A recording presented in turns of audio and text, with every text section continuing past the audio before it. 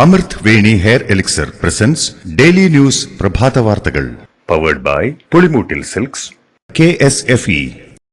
ഈ ആണുങ്ങൾക്ക് മാത്രം എന്താ ഇത്ര അധികം നെറ്റ് കെയറിലും ഹെയർ ലോസ് ഒക്കെ ഉണ്ടാവണേ? ആണുങ്ങളുടെ ഹെയർ ലോസിന്റെ മേജർ റീസൺസ് തന്നെ ഡിഫറെന്റ് ആണ്. സ്കാൽപ്പിലുള്ള 5 ആൽഫ റിഡക്ടേസ് എന്ന എൻസൈം നിങ്ങളുടെ ഹോർമോണുമായി ചേർന്ന് ഹെയർ ഫോളിക്കിൾസിനെ ചുരുക്കുന്നു. Amrit Veni hair elixir for men use ചെയ്യൂ. പുരുഷന്മാർക്ക് വേണ്ടി ബയോടെക്നോളജി പ്രകാരം പ്രത്യേകം ഡെവലപ്പ് ചെയ്തത്. നമസ്കാരം, ഞാൻ ഡെയ്സി ബിജു. ഡെയിലി ന്യൂസിന്റെ പ്രഭാത വാർത്തകളിലേക്ക് സ്വാഗതം. ഇന്ന് ഏപ്രിൽ 22 ചൊവ്വാഴ്ച. തനിക്ക് അന്ത്യവിശ്രമം ഒരുക്കേണ്ടത് റോമിലെ സെന്റ് മേരീസ് മേജർ ബസിലിക്കയിലായിരിക്കണമെന്ന് മരണപത്രത്തിൽ വ്യക്തമാക്കി ഫ്രാൻസിസ് മാർപ്പാപ്പ. മുൻ മാർപ്പാപ്പമാരിൽ ഭൂരിഭാഗം പേരും അന്ത്യവിശ്രമം കൊള്ളുന്നത് വത്തിക്കാനിലെ സെയിന്റ് പീറ്റേഴ്സ് ബസിലിക്കയിലാണ്. ശവകുടീരത്തിൽ പ്രത്യേക അലങ്കാരങ്ങൾ പാടില്ലെന്നും ലാറ്റിൻ ഭാഷയിൽ ഫ്രാൻസിസ് എന്ന് മാത്രം എഴുതിയാൽ മതിയെന്നും വത്തിക്കാൻ പുറത്തുവിട്ട പാപ്പയുടെ മരണപത്രത്തിൽ പറയുന്നു.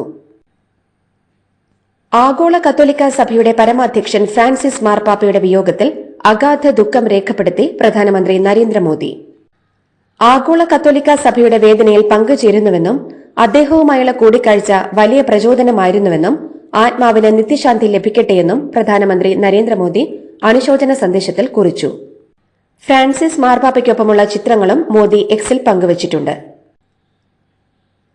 ഫ്രാൻസിസ് മാർപ്പാപ്പയുടെ വിയോഗത്തെ തുടർന്ന് 3 ദിവസം രാജ്യത്ത് ഔദ്യോഗിക ദുഃഖാചരണം പ്രഖ്യാപിച്ചു.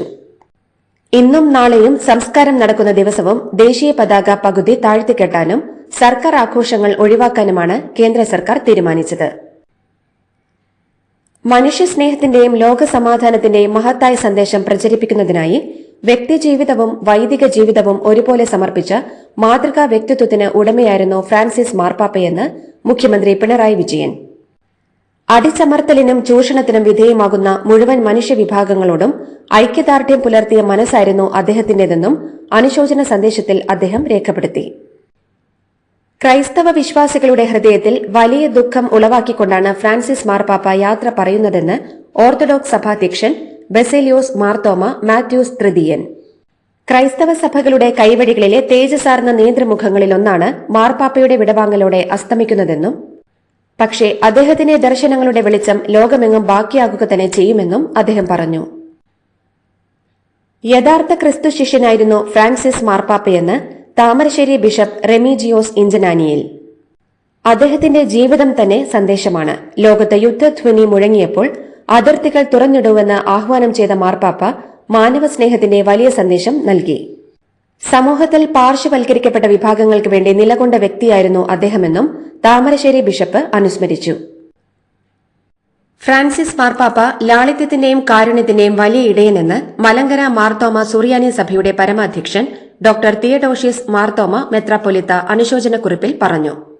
ഫ്രാൻസിസ് മാർപ്പാപ്പയുടെ ദേഹവിയോഗം ക്രൈസ്തവ ലോകത്തിന് തീരാ നഷ്ടമാണെന്നും ലോകം മുഴുവൻ അറിയപ്പെട്ടതും ആദരിച്ചതുമായ ഒരു ആത്മീയ ഇടയനായിരുന്നു അദ്ദേഹമെന്നും മെത്രാപ്പൊലിത്ത പ്രതികരിച്ചു.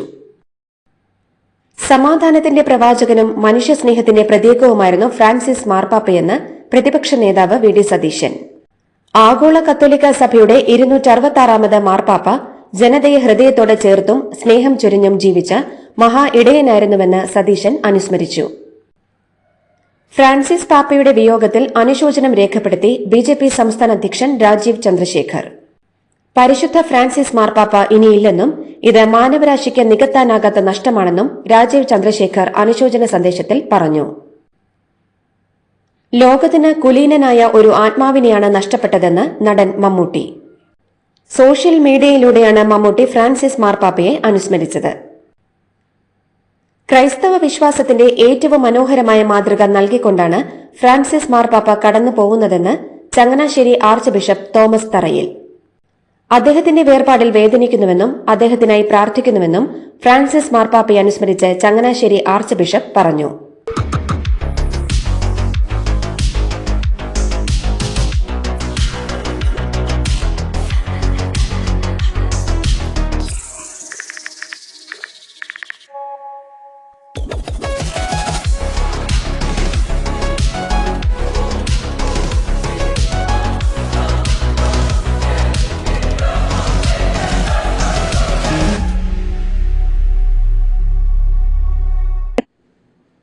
കോളേജ് വിദ്യാഭ്യാസമില്ലാതെ തന്നെ പാരമ്പര്യമായി ആയുർവേദ ചികിത്സ നൽകി വരുന്നവരെ വ്യാജ വൈദ്യരെന്ന് മുദ്രകുത്തുന്നത് തെറ്റായ പ്രവണതയാണെന്ന് മുഖ്യമന്ത്രി പിണറായി വിജയൻ.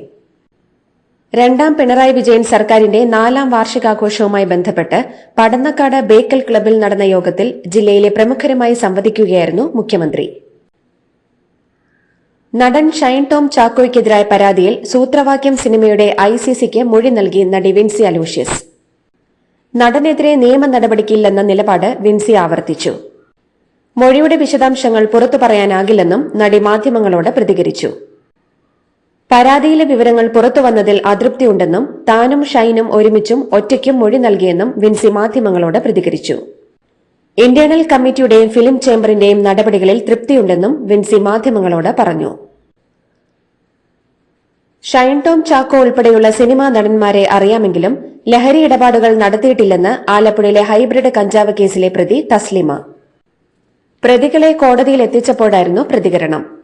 അതേസമയം പ്രതികളുടെ മൊഴികൾ പൂർണ്ണമായും വിശ്വാസത്തിലെടുത്തിട്ടില്ലെന്നും വിശദമായി ചോദ്യം ചെയ്യലിന് ശേഷമേ സിനിമാ നടന്മാരെ വിളിച്ചുവരുത്തുന്ന കാര്യത്തിൽ തീരുമാനം എടുക്കുകയുള്ളൂവെന്നും excise deputy commissioner S. Ashok Kumar പറഞ്ഞു.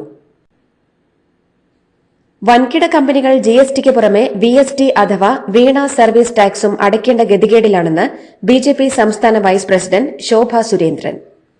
വികസിത കേരള കൺവെൻഷൻ പൂർത്തിയാകുന്നതോടെ കേന്ദ്രവും കേരളവുമായുള്ള സുവർണ ഇടനാഴി രൂപപ്പെടുത്തുകയാണ് BJPയുടെ ലക്ഷ്യമെന്നും ശോഭ സുരേന്ദ്രൻ പറഞ്ഞു. കൊച്ചി ബംഗളൂരു വ്യവസായ ഇടനാഴിക്കായി 220 ഏക്കർ ഭൂമി കൂടി Kerala industrial corridor development corporation ലിമിറ്റഡിന് സംസ്ഥാന ഓഹരിയായി കൈമാറി. മന്ത്രിസഭാ യോഗത്തിന്റെ തീരുമാനപ്രകാരം അനുമതി ലഭിച്ചതോടെയാണ് ബോർഡ് സ്ഥലം കൈമാറിയതെന്ന് മന്ത്രി P. രാജീവ് അറിയിച്ചു. കോഴിക്കോട് സർക്കാർ മെഡിക്കൽ കോളേജിൽ ഹൃദയം, കരൾ, വൃക്ക തുടങ്ങിയ അവയവങ്ങൾ മാറ്റിവെക്കുന്നതിന് ഉൾപ്പെടെയുള്ള അത്യാധുനിക ഓപ്പറേഷൻ തിയേറ്ററുകൾ പ്രവർത്തന സജ്ജമായി. Kozhikode medical college surgical super speciality ബ്ലോക്കിലാണ് 14 ഓപ്പറേഷൻ തിയേറ്ററുകൾ പ്രവർത്തന സജ്ജമാക്കിയത്. കോഴിക്കോട് മെഡിക്കൽ കോളേജിൽ കരൾ മാറ്റിവെക്കൽ ശസ്ത്രക്രിയ യാഥാർത്ഥ്യമാക്കാനാണ് ലക്ഷ്യമിടുന്നതെന്ന് ആരോഗ്യവകുപ്പ് മന്ത്രി വീണ ജോർജ് പറഞ്ഞു. IB ഉദ്യോഗസ്ഥയുടെ ആത്മഹത്യയുമായി ബന്ധപ്പെട്ട് സുഹൃത്തും IB ഉദ്യോഗസ്ഥനുമായ സുകാന്തിനെതിരെ നടപടി. ഇയാളെ സർവീസിൽ നിന്നും പിരിച്ചുവിട്ടു. കേസിൽ പ്രതിയായ കാര്യം പോലീസ് ഇന്റലിജൻസ് ബ്യൂറോയെ അറിയിച്ചിരുന്നു. കേസിന്റെ വിശദാംശങ്ങളടക്കം പരിശോധിച്ച ശേഷമാണ് രഹസ്യാന്വേഷണ ബ്യൂറോയുടെ തീരുമാനം. മാസപ്പടി കേസിൽ SFIയുടെ തുടർ നടപടികൾ സ്റ്റേ ചെയ്യണമെന്നാവശ്യപ്പെട്ട് CMRൽ നൽകിയ ഹർജി ദില്ലി ഹൈക്കോടതി ഇന്നലെ പരിഗണിച്ചില്ല. ഡിവിഷൻ ബെഞ്ചിന്റെ നടപടികൾ നീണ്ടുപോയതിനാൽ മറ്റൊരു ദിവസത്തേക്ക് കേസ് മാറ്റിവെക്കുകയാണ് ചെയ്തത്. നെഹ്റു ട്രോഫി വള്ളംകളിയുടെ തീയതി മാറ്റത്തിൽ തീരുമാനം ഉടനുണ്ടായേക്കും. ഓഗസ്റ്റ് 30-ന് വള്ളംകളി നടത്താനുള്ള അനുമതിക്കായി Nehru trophy boat race committee സർക്കാരിന് കത്ത് നൽകി. ഓഗസ്റ്റ് 30-ന് നെഹ്റു ട്രോഫി വള്ളംകളി നടത്താൻ എക്സിക്യൂട്ടീവ് യോഗത്തിൽ ധാരണയായിട്ടുണ്ട്. രണ്ടാം പിണറായി സർക്കാരിന്റെ 4ാം വാർഷികാഘോഷത്തിനായി വീണ്ടും കോടികൾ അനുവദിച്ചു. ഓരോ വകുപ്പിനും 14 ജില്ലകളിലും 1 കോടിയോളം രൂപ കൂടുതൽ ചെലവഴിക്കാം. ആഘോഷത്തിന്റെ പേരിൽ 100 കോടിയാണ് സർക്കാർ ധൂർത്തടിക്കുന്നതെന്നും ജനങ്ങളുടെ കണ്ണീരിന് മുകളിലാണ് ആഘോഷമെന്നും പ്രതിപക്ഷ നേതാവ് VD സതീശൻ കുറ്റപ്പെടുത്തി.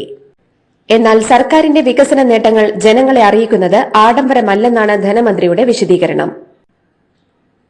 വയനാട് മുണ്ടക്കൈ ചൂരൽമല പുനരധിവാസത്തിനായി ഭൂമി ഏറ്റെടുത്ത നടപടിയുമായി സർക്കാരിന് മുന്നോട്ടു പോകാം. ഭൂമി ഏറ്റെടുത്തതിനെതിരെ എൽസ്റ്റൺ എസ്റ്റേറ്റ് നൽകിയ ഹർജി സുപ്രീംകോടതി തള്ളി. ഭൂമി ഏറ്റെടുക്കാൻ അനുമതി നൽകിയ ഹൈക്കോടതി ഉത്തരവിൽ ഇടപെടാനില്ലെന്നും എൽസ്റ്റണ് ഹൈക്കോടതി ഡിവിഷൻ ബെഞ്ചിനെ സമീപിക്കാമെന്നും കോടതി നിർദ്ദേശിച്ചു. കേരളത്തിലെ രജിസ്ട്രേഷൻ ഇടപാടുകൾ സമ്പൂർണ്ണ സ്റ്റാമ്പിംഗിലേക്ക് മാറിയെന്ന് സംസ്ഥാന സർക്കാർ. 5 ലക്ഷം രൂപയ്ക്ക് മുകളിലുള്ള മുദ്രപത്രങ്ങൾ 2017 മുതൽ തന്നെ സ്റ്റാമ്പിലേക്ക് മാറിയിരുന്നെങ്കിലും അതിന് താഴേക്കുള്ള മുദ്രപത്രങ്ങൾ കൂടി സ്റ്റാമ്പിംഗിലേക്ക് മാറിയതോടെ രജിസ്ട്രേഷൻ മേഖലയിൽ സ്റ്റാമ്പിംഗ് ഏർപ്പെടുത്തുന്ന ആദ്യ സംസ്ഥാനമെന്ന നേട്ടത്തിലാണ് കേരളമെന്നും രജിസ്ട്രേഷൻ വകുപ്പ് അറിയിച്ചു. മോൾക്ക് ബർത്ത്ഡേ ഗിഫ്റ്റ് വാങ്ങണ്ടേ? ഷോപ്പിൽ കൊണ്ടുപോയി ഇഷ്ടമുള്ള വാങ്ങിക്കൊടുക്കാം. അപ്പൊ ഏട്ടൻ വരുന്നുണ്ടോ? ഗിഫ്റ്റ് കാർഡ് വരും. അതെ, ഓരോ ചിട്ടിയിലും ഒരാൾക്ക് 5000 രൂപയുടെ ഗിഫ്റ്റ് കാർഡ് സമ്മാനം. മെഗാ സമ്മാനമാണെങ്കിലോ പുതുപുത്തൻ ബെൻസ് കാർ. 2ാം സമ്മാനം ഇന്നോവ ക്രിസ്റ്റ, അതും 17 ഇത്തവണ സമ്മാനങ്ങളുടെ നക്ഷത്ര തിളക്കവുമായി KSFE ഗാലക്സി ചിട്ടികൾ. ഇന്ത്യ സന്ദർശനത്തിനെത്തിയ US വൈസ് പ്രസിഡന്റ് JD വാൻസുമായി പ്രധാനമന്ത്രി നരേന്ദ്രമോദി ചർച്ച നടത്തി. ലോക് കല്യാൺ മാർഗിലെ പ്രധാനമന്ത്രിയുടെ ഔദ്യോഗിക വസതിയിൽ വെച്ചാണ് ഇരുവരും തമ്മിലുള്ള ചർച്ച നടന്നത്. ഇരു രാജ്യങ്ങളും തമ്മിലുള്ള വ്യാപാര കരാറുമായി ബന്ധപ്പെട്ട വിഷയങ്ങളാണ് കൂടിക്കാഴ്ചയിൽ പ്രധാനമായും ചർച്ചയായത്. US പ്രസിഡന്റ് ഡൊണാൾഡ് ട്രംപിനുള്ള ആശംസയും മോദി ചർച്ചയിൽ കൈമാറി. ഈ വർഷം ഇന്ത്യയിൽ നടക്കാനിരിക്കുന്ന ക്വാഡ് ഉച്ചകോടിയിൽ പങ്കെടുക്കാൻ ട്രംപ് എത്തുമെന്നാണ് കരുതുന്നത്. ട്രെയിനിന് നേരെയുണ്ടായ കല്ലേറിൽ പരിക്കേറ്റ 4 വയസ്സുകാരിക്ക് ദാരുണാന്ത്യം. വിജയപുര റായ്ചൂർ പാസഞ്ചർ ട്രെയിനിന് നേരെയാണ് കല്ലേറുണ്ടായത്. ആരോഹി അജിത് കാങ്ക്രെ എന്ന പെൺകുട്ടിയാണ് കൊല്ലപ്പെട്ടത്. കല്ലെറിഞ്ഞയാളെ കണ്ടെത്താൻ അന്വേഷണം ആരംഭിച്ചതായി പോലീസ് പറഞ്ഞു. ചെക്ക് കേസിൽ ശിക്ഷ വിധിച്ചതിന് പിന്നാലെ വനിതാ ജഡ്ജിയെ ഭീഷണിപ്പെടുത്തി പ്രതി. ദ്വാരക ജുഡീഷ്യൽ മജിസ്ട്രേറ്റ് ശിവാംഗി മാംഗ്ലെയെയാണ് പ്രതിയും അഭിഭാഷകനും ചേർന്ന് ഭീഷണിപ്പെടുത്തിയത്. ദേശീയ വനിതാ കമ്മീഷന് ജഡ്ജി പരാതി നൽകി. അഭിഭാഷകന് ജഡ്ജി കാരണം കാണിക്കൽ നോട്ടീസ് നൽകിയിട്ടുണ്ട്. ക്രിസ്ത്യൻ സഭകളുമായി കൂടുതൽ അടുക്കാൻ സജീവ ശ്രമങ്ങളുമായി BJP. പ്രധാനമന്ത്രി നരേന്ദ്രമോദി ക്രിസ്ത്യൻ സഭാ നേതാക്കളുമായി ഏപ്രിൽ 25-ന് കൂടിക്കാഴ്ച നടത്തും. വഖഫ് ഭേദഗതി നിയമത്തിന്റെയും രാജ്യത്ത് പലയിടത്തും ക്രിസ്ത്യാനികൾക്ക് നേരെ അക്രമങ്ങൾ നടക്കുകയും ചെയ്യുന്നതിന്റെയും പശ്ചാത്തലത്തിൽ കൂടിക്കാഴ്ചയ്ക്ക് വലിയ പ്രാധാന്യമാണ് ഉള്ളത്. സൂപ്പർ കപ്പ് ഫുട്ബോളിൽ നിന്ന് ഗോകുലം കേരള പുറത്ത്. നോക്കൌട്ട് റൌണ്ടിലെ ആദ്യ മത്സരത്തിൽ കരുത്തരായ FC ഗോവയോട് തോറ്റാണ് ടീം പുറത്തായത്. ഏകപക്ഷീയമായ 3 ഗോളുകൾക്കാണ് ഗോകുലത്തിന്റെ തോൽവി. ജയത്തോടെ ഗോവ സൂപ്പർ കപ്പ് ക്വാർട്ടറിലെത്തി. IPL-ൽ കൊൽക്കത്ത നൈറ്റ് റൈഡേഴ്സിനെതിരെ ഗുജറാത്ത് ടൈറ്റൻസിന് 39 റൺസിന്റെ തകർപ്പൻ ജയം. ടോസ് നഷ്ടപ്പെട്ട് ബാറ്റിംഗിനിറങ്ങിയ ഗുജറാത്ത് 55 പന്തിൽ 90 റൺസ് നേടിയ ശുഭമാൻ ഗില്ലിന്റെയും 52 റൺസെടുത്ത സായ് സുദർശന്റെയും പുറത്താകാതെ 41 റൺസെടുത്ത ജോസ് ബട്ട്ലറുടെയും മികവിൽ 3 വിക്കറ്റ് നഷ്ടത്തിൽ 198 റൺസെടുത്തു. എന്നാൽ മറുപടി ബാറ്റിംഗിനിറങ്ങിയ കൊൽക്കത്തയ്ക്ക് 8 വിക്കറ്റ് നഷ്ടത്തിൽ 159 റൺസ് നേടാനേ സാധിച്ചുള്ളൂ. ഇതോടുകൂടി ഡെയിലി ന്യൂസിന്റെ ഇന്നത്തെ പ്രഭാത വാർത്തകൾ സമാപിക്കുന്നു. ഡെയിലി ന്യൂസിന് വേണ്ടി വാർത്തകൾ വായിച്ചത് Daisy Biju. Daily news live .in വാർത്തകൾ വിരൽ തുമ്പിൽ.